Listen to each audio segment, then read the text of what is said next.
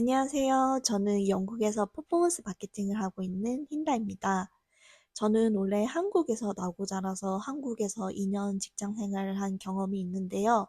그 이후에 영국 워홀에 와서 취업 비자로 전환한 뒤 지금 만으로 7년째 영국에 살고 있습니다. 7년 동안 영국에 살면서 주니어부터 그리고 시니어 매니저까지 여러 직급을 체험해 봤는데요. 그래서 이렇게 여러 직급에 대한 연봉 이야기를 오늘 해보려고 합니다. 제가 영국에서 느낀 점은 개인의 연봉 협상 능력에 따라서 받을 수 있는 연봉이 천차만별로 달라진다는 거였는데요. 예를 들면 한국에서는 같은 직급이면은 같은 연봉을 받는다. 이런 게 약간 국룰이잖아요. 그런데 여기 같은 경우에는 같은 직급, 같은 일을 하고 있다고 해서 똑같은 연봉을 받는 게 아니라 개인의 그런 협상 능력에 따라서 천차만별로 차이가 납니다. 그래서 연봉 협상을 잘 못할 경우 내 옆자리에 앉아 있는 동료보다 내가 1,000만 원 덜 받는 그런 상황이 생길 수 있어요. 그래서 영국에 오시는 분들이 그런 상황을 겪지 않게끔 오늘 영상에서는 퍼포먼스 마케팅 직급별 얼마나 연봉을 받아야 하는지에 대해서 얘기를 해보려고 합니다. 우선 본격적으로 연봉 이야기를 들어가기 전 몇 가지를 짚고 넘어가려고 합니다. 첫 번째, 영국은 돈을 벌기 위해서 오는 나라가 아니다. 사실 영국은 그 미국만큼 연봉이 높지 않은데 물가도 그렇게 낮은 편이 아니어서 돈만 생각하고 오시면은 사실 조금 실망하실 수 있어요. 예를 들어서 뉴욕에서 막 신입 연봉이 막 6 디짓, 한국 돈으로 하면은 1억 2천, 1억 3천 정도라고 하잖아요. 그런데 영국의 신입 연봉은 거기에 훨씬 못 미치고 6 디짓 그 10만 달러를 파운드로 환산하면 보통 8만 파운드 정도입니다. 그런데 이 8만 파운드 정도가 영국에서는 시니어 매니저 직급이 되어야지 받을 수 있는 돈이에요. 그리고 또 런던이 뉴욕에 비해서는 월세가 저렴하긴 한데 그래도 한 달에 한 800파운드에서 한 1200파운드 그 집을 쉐어했을 때 한 방에 그 정도 내야 하거든요. 그래서 돈만 생각하고 왔을 때는 그렇게 쉬운 나라는 아닙니다. 그럼 왜 영국에 와야 하냐고 물으시면 일단은 워라밸이 좋습니다. 일단은 퍼포먼스 마케팅 기준으로는 야근이 전혀 없고 그리고 휴가도 공휴일 제외하고 연에 25일 정도 나옵니다. 그리고 또 병가 같은 경우에도 보통 한국에서는 아플 경우에는 본인의 연차를 써야 하잖아요. 그런데 영국에는 병가라는 개념이 있어서 이렇게 아파서 쉬는 경우에는 본인의 휴가 일수에서 차감되지 않습니다. 그리고 직장 문화도 미국이랑 좀 다른 것 같습니다. 미국은 당일 해고가 가능한 반면 영국은 당일 해고는 불가능하고 그리고 또 2년 이상 근무할 경우에는 조금 여러 가지 절차를 통해서 사람을 해고해야 합니다. 그래서 조금 안정적으로 가족 중심의 삶을 살고 싶다 하시면은 영국이 잘 맞으실 수 있습니다. 그리고 두 번째, 퍼포먼스 마케팅은 일반 마케팅에 비해서 돈을 많이 번다? 일단 사회 초년생 때는 퍼포먼스 마케터가 일반 마케터보다 약간 연봉이 낮을 확률이 높습니다. 왜냐면 퍼포먼스 마케팅 초기 커리어는 보통 에이전시에서 시작하는데 에이전시가 일반 인하우스보다 연봉이 훨씬 낮거든요. 다만 커리어가 쌓일수록 경력이 있는 퍼포먼스 마케터가 좀 더 희귀하기 때문에 이직이 쉽고 그리고 또 매니저급 이상으로 가면은 연봉 격차가 조금 벌어지는 편입니다. 보통 퍼포먼스 마케터가 한 5천 파운드 정도 더 많이 받는 것 같아요. 그래도 퍼포먼스 마케터가 돈을 많이 주니까 퍼포먼스 마케터를 시작해야겠다라고 생각은 하시지 마시고 어느 직업이든 그 적성에 맞는 곳에 들어가면은 승진도 빠르고 그리고 연봉 협상도 빠르게 되거든요. 그래서 브랜드 마케팅을 좋아하시면은 브랜드 마케터로 입사를 해서 거기서 빨리 승진해서 연봉을 올리는 것도 방법입니다. 세 번째, 퍼포먼스 마케팅 회사에서도 돈을 많이 주는 회사 종류가 따로 있다. 똑같은 퍼포먼스 마케팅을 해도 내가 일할 회사 구조에 따라서 돈을 더 많이 벌 수도 있고 적게 벌 수도 있어요. 크게 B2B, B2C 분야가 있는데요. B2B는 비즈니스 투 비즈니스, 법인 대 법인으로 거래하는 형태로 뭐 예를 들면 어떤 회사가 다른 회사에게 소프트웨어를 파는 그런 형식입니다. 그런데 B2C, 비즈니스 투 커스터머, 그러니까 회사에서 소비자로 바로 가는 형태. 예를 들면 우리가 아는 나이키, 애플 그런 기업들이 대부분이 B2C로 운영이 되죠. 바로 물건을 소비자한테 파니까요. 그래서 이런 경우가 B2C입니다. 이 둘을 비교했을 때는 B2B가 연봉이 훨씬 높은 것 같아요. 왜냐면은 딜을 한번 성사시키는데 조금 시간이 오래 걸리긴 하지만 한번 딜을 성사시키면은 최소 몇 천만 원에서 몇 억까지 수익이 나니까요.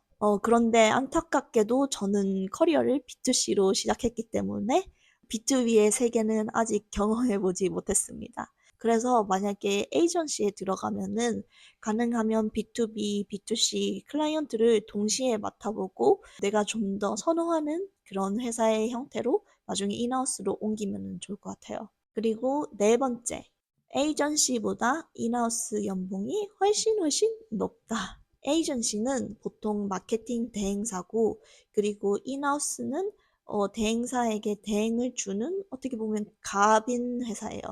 그래서 예를 들어서 내가 대행사에 속해서 나이키의 그런 마케팅 활동을 담당하면 나는 에이전시 사이드에 있는 거고, 그리고 내가 나이키에 소속이 되어서 에이전시에게 그런 업무를 주는 상황이면 나는 인하우스 사이드에 있는 거죠. 보통 에이전시는 업무 문화가 더 자유롭고 승진이 빠르다는 게 장점이지만 인하우스에 비해서는 연봉 테이블이 훨씬 낮습니다. 주니어 때는 한 300만 원밖에 차이가 안 나지만 매니저가 되면은 심하면은 몇 천만 원 이상 차이가 나기도 해요. 그래서 에이전시로 시작해서 나중에 연봉을 보고 인하우스로 옮기는 것도 방법이 될 수 있습니다. 그리고 다섯 번째, 영국에서도 지역마다 연봉 테이블이 다르다. 예를 들면 최저시급 같은 경우에도 직장이 런던에 있으면은 런던 리빙 코스트에 비례해서 최저시급을 더 줘야 합니다. 그래서 런던은 물가가 너무 높아서 이거에 맞게 연봉도 조절해 주는 것 같아요. 저는 참고로 런던에 거주하고 있어서 앞으로 영상에서 말할 연봉은 다 런던 기준입니다. 여섯 번째, 영국은 연봉을 공고에 적어 놓는 회사들이 많다. 큰 회사는 조금 드문 것 같긴 한데 보통 스타트업이나 헤드헌터들이 올린 잡 공고에는 보통 연봉이 게시되어 있는 경우가 많아요. 그래서 내가 지원하는 회사가 연봉이 안 적혀 있다고 하더라도 그 똑같은 그런 직급으로 링크드인에 검색해서 다른 회사들이 얼마나 주는지를 알아두면 좋아요. 이러면은 나중에 연봉 협상을 할 때 엄청 도움이 되거든요. 네, 이렇게 중요한 포인트들을 알아봤으니 이제 연봉 이야기를 해야겠죠? 제가 이 영상에서 말씀드릴 이런 연봉 포인트들은 제 지극히 개인적인 경험, 제 연봉과 그리고 주변 사람들의 연봉, 그리고 또 헤드헌팅 에이전시의 그런 자료를 바탕으로 한 자료입니다. 아무래도 헤드헌팅 에이전시가 보통 사람들을 찾아서 이력서를 보내고 마지막까지 연봉 협상까지 직접 담당해주기 때문에 아무래도 이런 연봉 정보가 우리보다 많겠죠?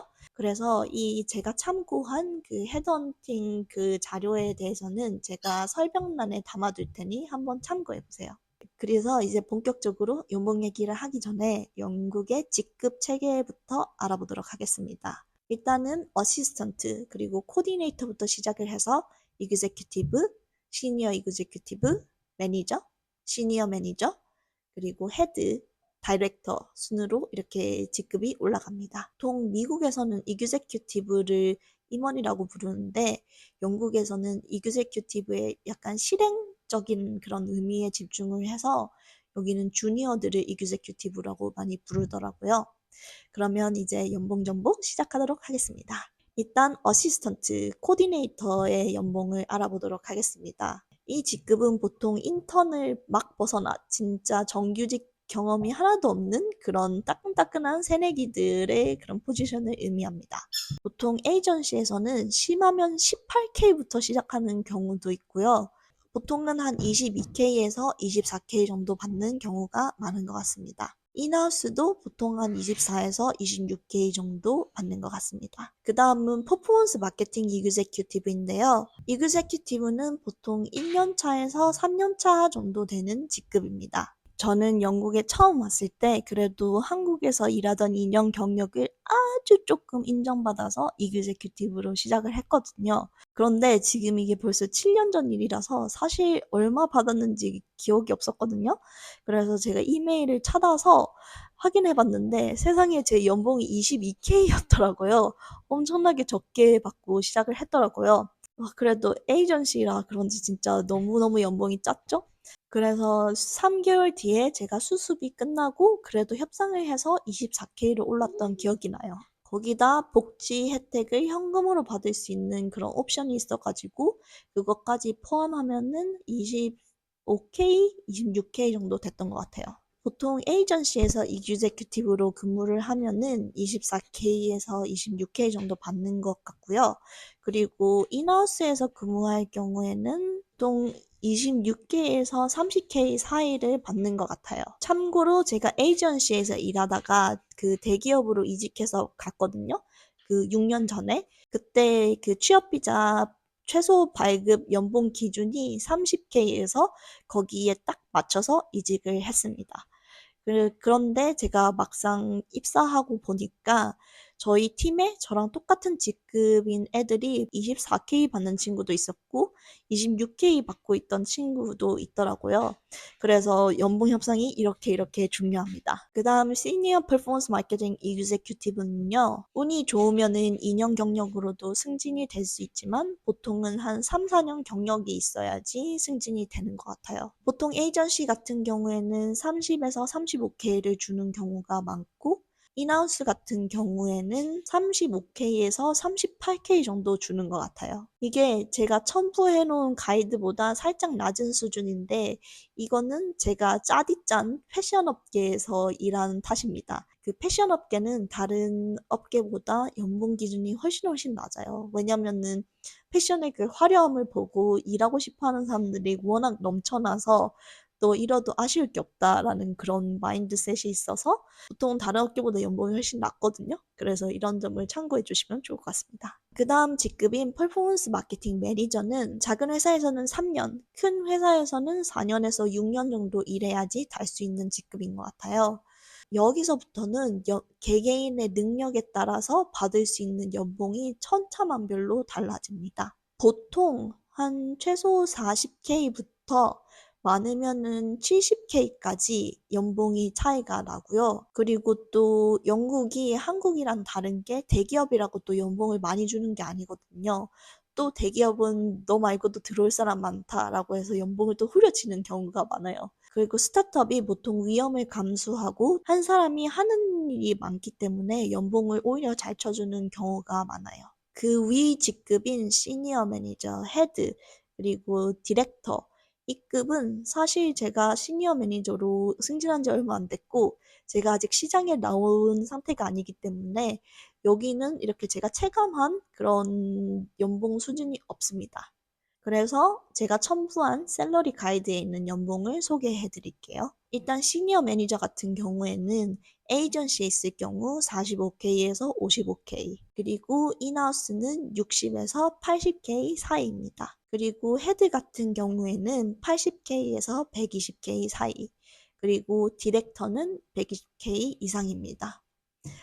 언제 제가 또 120K를 받아보겠나요? 이런 생각이 드네요. 네, 연봉 얘기는 여기까지고요. 다들 영상을 어떻게 보셨는지 궁금하네요. 그 영국은 보통 연봉이 50K가 넘으면은 그 50K부터 넘는 구간에 대해서 40% 정도의 세금을 부과하거든요. 그래서 사실은 50K 이상부터는 아무리 연봉이 협상을 해도 몇천 파운드를 올려도 막 내 통장에 떨어지는 돈은 한 달에 막 몇십만 원밖에 안 되는 경우가 많아요. 그래서 할 수 있는 한 최대한 연봉을 올려서 험난한 런던에서 살아남아야 합니다. 그러면 제 영상이 연봉 협상을 하실 때 도움이 됐으면 좋겠고, 그리고 영상이 도움이 되셨다면 좋아요 눌러주시고, 제 영상을 피드에서 보고 싶으시면은 알림 설정, 구독해주세요. 그럼 안녕!